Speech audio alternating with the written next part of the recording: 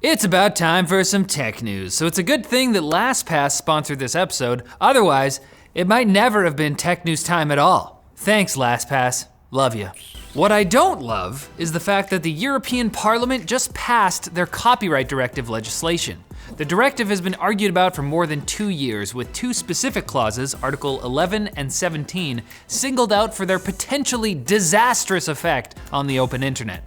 Article 11 requires platforms to pay for the privilege of posting snippets from and links to publishers' content, so it's known as the link tax. The updated law allows short extracts of news articles to be shared freely, but anything beyond a certain limit will be taxed. Article 13, which has been renamed to Article 17 in the current legislation, requires users to get licenses for using copyrighted content like photos or videos before uploading it to web platforms like YouTube, Facebook, or Instagram. Those platforms would then be responsible for scanning and blocking all content containing copyrighted stuff in it. And they'd be liable and would have to pay fines for any copyright infringement present on their platform. That kind of sucks for both creators and the big guys like Google and Facebook. Now, the internet apocalypse hasn't struck in full yet. Member states of the European Union now have 2 years to enact laws enforcing the new directive in individual countries, and there are some parts of the directive that might improve free expression and better compensate creators for their work in some places, but a lot of people still think this legislation is not acceptable in its current form. Although memes and GIFs are exempt from enforcement. So Techlinked may die, but the memes will live on. Oh, post some memes for me. Huawei is kind of a meme at this point, but that's not stopping them from innovating in phone technology. It's been leaked like crazy already, but yesterday the company officially unveiled the P30 and P30 Pro. The front has an in-display fingerprint reader and a teardrop notch, so no hole punch or pop-up selfie cameras here, and it's also got a vibrating screen, sort of like LG's recent phones. But the P30 Pro's focus is definitely on photography, with 3 rear cameras, one of which is capable of 5 times optical zoom thanks to an embedded periscope-style zoom lens. Oppo has been working on a system like this, but the P30 Pro appears to be the first such design to make it to market. They're also making smart glasses, which actually look like they might be stylish and useful. Gah! It's so much easier to be suspicious and avoid Huawei devices when their phones aren't actually good. Stop it, Huawei! Ah! Come on! And Sony tried their hand at a Nintendo Direct-style presentation on Monday with the company's first State of Play event.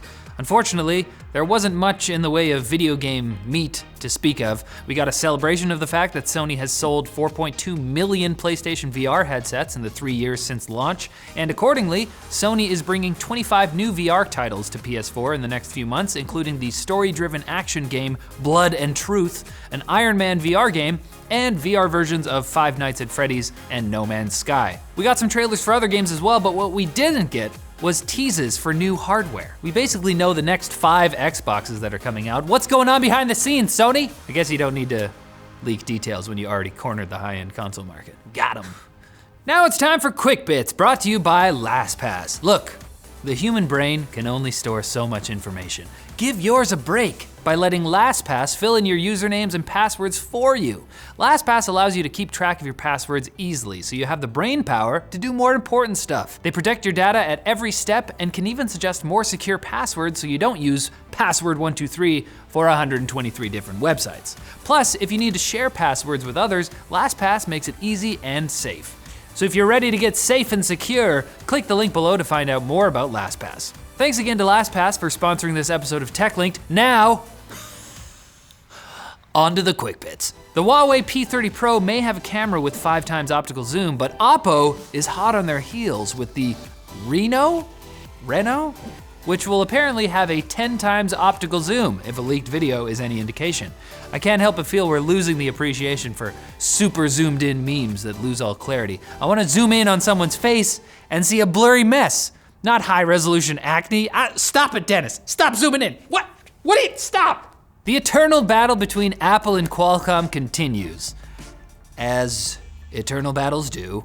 In one court case, a judge ruled in Apple's favor, saying that the company did not infringe on a Qualcomm patent for a battery-saving feature. In another case, a different judge ruled that Apple did infringe on 2 other Qualcomm patents, and that ruling might lead to a US import ban on certain iPhone models. It just goes to show, If you're gonna switch the company whose modems you're exclusively licensing, make sure that you're not infringing on any patents before you make the switch. A lesson I think we can all learn. Asus has released a fix for the Shadow Hammer backdoor vulnerability that it accidentally distributed through its PC Update software. The newest version of the Live Update app addresses the flaw, so if you've got Asus hardware, make sure you're updated, and then just do a clean install of Windows, and then move to a cave in the mountains. It's the only way to be safe. Steam has called for some reinforcements in its battle with the Epic Games Store, and Bethesda has answered. The developer has revealed that all of its currently announced and upcoming games will be launching on Steam as well as the Bethesda launcher, including Rage 2, Wolfenstein Youngblood, and Cyberpilot, and Doom Eternal. Okay, Bethesda probably also needs some help after the Fallout 76 debacle, but I'm sure Steam appreciates it all the same.